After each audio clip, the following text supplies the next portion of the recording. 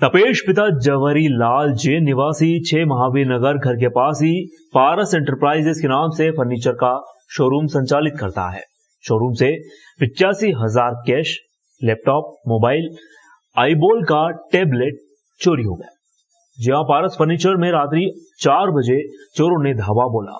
चौथी मंजिल से घुसकर नीचे आकर दुकान में चोरी को अंजाम दिया गया। माधवनगर पुलिस फुटेज के आधार पर चोरों को ढूंढने में लगी हुई है।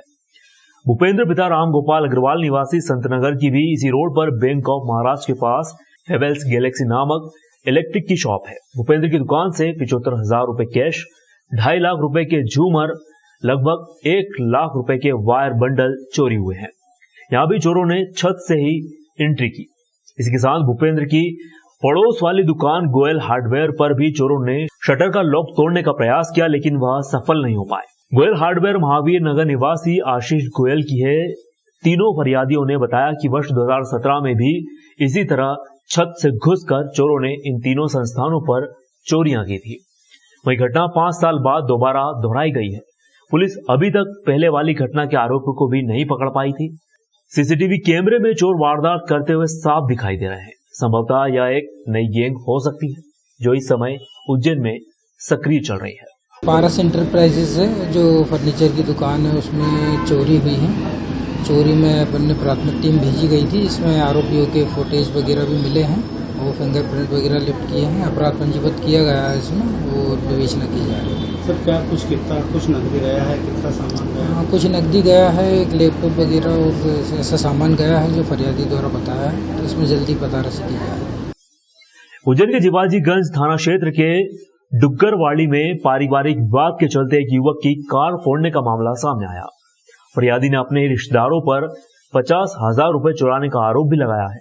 विवाद के बाद दोनों पक्षों ने जिवाजीगंज थाने में शिकायती आवेदन प्रस्तुत किया। दरअसल उज्जैन के महावीर बाग निवासी विशाल पिता मनोज सिंह कनौजिया बुधवार शाम लगभग 4 बजे डुग्गरवाड़ी क्षेत्र में अपने पैतृक मकान पर दुकान का किराया लेने पहुंचे थे। उनका अपने चाचा के परिवार से पैतृक मकान को लेकर पहले से ही विवाद चल रहा था। विशाल ने बताया कि चाची लता कनौजिया, चाचा दिनेश कनौजिया, वहीं चाचा के बेटे नितेश कनौजिया ने उन पर हमला करने का प्रयास किया। विशाल ने अपनी जान बचाकर पड़ोस में ही अपने रिश्तेदार नितेश कनौजिया के body care health club gym में शरण ली। परिवार ने उनकी टाटा टैगोर कार क्रमांक MP 13 CC 2687 के कांच फोड़ दिए। आरोप लगाया कि कार में उनके 50,000 रुपए भी रखे हुए थे, वह भी गायब हैं। घटना के बाद दोनों पक्ष जिवाजीगंज थाने पहुंचे और एक दूसरे पर मारपीट के आरोप लगाए। फिलहाल जिवाजीगंज थाना पुलिस पूरे मामले की जांच में जुटी हुई है। भैया मेरा पैतृक मकान है कमरे मार्गों में। विगत कई टाइम से मुझे मेरा चाचा, उसका लड़का और मेरी चाची ये मुझे परेशान कर रहे हैं। पहले भी मैंने कई आवेदन दिए हैं, थाने पे भी दिए हैं, SP ऑफिस में भी दिए हैं। इन्होंने हमारा पानी बंद कर दिया था। काफ़ी टाइम से हम परेशान थे।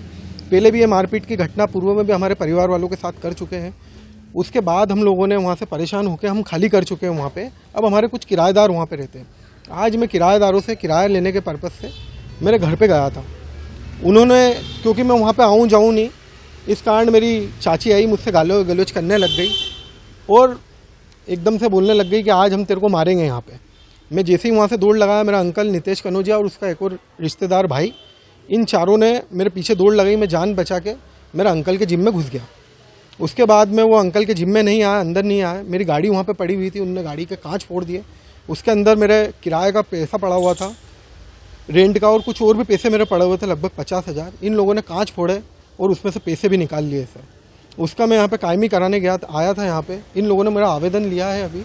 उज्जैन के रेलवे स्टेशन पर ऑटो चालक को ऑटो खड़ा करने को लेकर ऑटो चालक रवि पिता मोहनलाल चौहान निवासी गदापुलिया के साथ मारपीट की गई। ऑटो चालक रवि ने बताया कि जब वह रेलवे स्टेशन पर रात्रि 11 बजे अपना ऑटो पार्क कर रहा था, तभी वहां खड़े राज ने पार्किंग के नाम पर 120 रुपए मांगे। जब रवि ने देने से मना किया तो राज ने रवि के साथ मारपीट कर दी। कुछ देर बाद और लोगों को लेकर रवि के ऊपर हमला बोल दिया। रवि के पास रखे 1,000 रुपए वही मोबाइल भी ले उड़े। मारपीट की घटना में रवि को कमर व गर्दन पर चोटें आई हैं, जिसे जिला चिकित्सालय में उपचार दिया जा रहा है। मैं रेलवे स्टेशन पे ऑटो चलाता हूँ, तो वो राज पार्किंग करके है, तो उनने पैसे मांगे। 120 रुपये रोज मांगता है, तो 120 तो मैंने कहा कि मैं अभी देता हूँ। तो वो दारू पी के 3-4 जने के संग में आ गया और इनने मेरे संग में हाथाई भी करी और मेरे पैसे छीन लिए 1000 रुपये और एक मेरा मोबाइल था रियलमी का, वो छीन लिया इनने और उसके बाद में मुझे मारा और मेरे को 4 व्हीलर में बिठा के ले जा रहे थे और कह के तेरे को मार डालेंगे आज। विक्रम यूनिवर्सिटी के अंतर्गत कार्य कर रहे कर्मचारियों का गुस्सा आज उस वक्त फूट पड़ा जब उन्होंने बताया कि 85 कर्मचारियों को पिछले 14 महीनों से स्थायी किया जाकर उन्हें भुगतान ही नहीं किया जा रहा है। वहीं स्थायी कर्मचारी सिर्फ कागजों पर किया जाकर पीएफ भी काटा जा रहा है। इसको लेकर आज उन्होंने कुलपति के सामने हल्ला बोल दिया। कर्मचारियों की मांग है कि पिछले 14 महीनों से उन्हें स्थायी तो किया गया है, लेकिन अभी तक उनका भुगतान नहीं किया गया। वहीं स्थायी कर्मचारी के तौर पर पीएफ भी काटा जा रहा है, लेकिन पीएफ कहां गया इसकी भी कोई जानकारी नहीं मिल पा रही है। विरोध के बाद कुलपति ने शासन स्तर पर बात कर जल्द से जल्द कार्रवाई करने का भरोसा दिलाया। हमारे जो स्थायी कर्मी नए हैं उनको 14 महीने से सैलरी नहीं मिली है। उनको 14 महीने पहले ऑर्डर मिला था और आज तक सैलरी नहीं मिली है। तो हमने हमारे आदरणीय अधिकारी से इस संबंध में चर्चा की है और उनसे कहा कि हमें सैलरी दी जाए। कितने कर्मचारी लगभग हैं जिनको 85 कर्मचारी 85। क्या अभी फिलहाल उनको क्या दैनिक वेतन भोगी? अभी दैनिक वेतन भोगी तनख्वाह मिल रही है ऑलरेडी, पर स्थायी कर्मी जो 14 महीने पहले ऑर्डर मिला था आज तक तनख्वाह नहीं मिली है। क्या कारण सामने आ रहे हैं, क्यों नहीं? कारण शासन के स्तर से चर्चा हो रही, शासन में आप पत्र भेज रहे हैं। ऑडिट हमसे बार बार कहता है कि ये पत्र भेज दो, ये पत्र भेज दो। हम 5-5 पत्र भेज दिए पर आज तक कोई इसका निराकरण नहीं हुआ। पीएफ भी कट रहा है उनका, लेकिन हाँ, स्पष्ट नहीं है हाँ, कहाँ कट रहा है, क्या पूरा मामला? पीएफ भी कट रहा, पीएफ भी अभी तक नहीं मिल पा रहा। ये जो है इनको अस्थाई किया गया है 1 साल पहले और वो उसका वेतन मांग रहे हैं, लेकिन अभी शासन से पत्राचार चल रहा है, उसमें कुछ शासन से क्लियरेंस आना है। वो जैसे ही उसका क्लियरिफिकेशन आ जाता है तो फिर इनको वेतन मिलेगा। तो लगभग 84 कर्मचारी और 1 साल उनको लगभग हो गया, 14 महीने बता रहे हैं। तो नहीं, ये सिर्फ इसी विश्वविद्यालय के नहीं, सारे विश्वविद्यालय जितने पारंपरिक गवर्नमेंट के विश्वविद्यालय हैं सब में ये मैटर चल रहा है और मुझे लगता है शासन जल्दी ही इस पर निर्णय लेगा। सर पीएफ की भी उनकी समस्या बता रहे हैं? हाँ, पीएफ की बात आज मुझे इन्होंने बताई, मुझे उसकी जानकारी नहीं थी, लेकिन अभी मैंने अकाउंट सेक्शन को बोल दिया है और 2 दिन के अंदर मैं अभी पूरी लिस्ट बुलवा रहा हूँ और उस पर जहाँ भी उनका पीएफ का अकाउंट खुलना है मैं उसको तत्काल उस पर कार्रवाई कर रहे हैं।